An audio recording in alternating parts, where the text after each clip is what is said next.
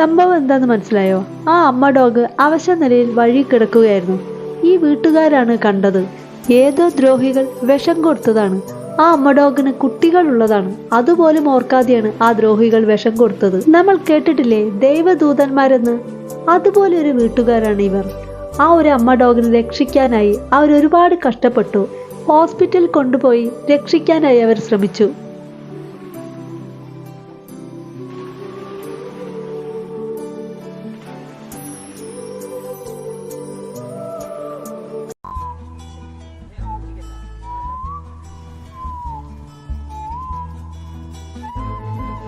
Finally അവൾ അങ്ങ് രക്ഷപ്പെട്ടു. ആ വീട്ടുകാർക്ക് എന്നും ദൈവത്തിന്റെ ആ ഒരു കരങ്ങൾ, ആ ഒരു അനുഗ്രഹം എന്നും ഉണ്ടാവട്ടെ.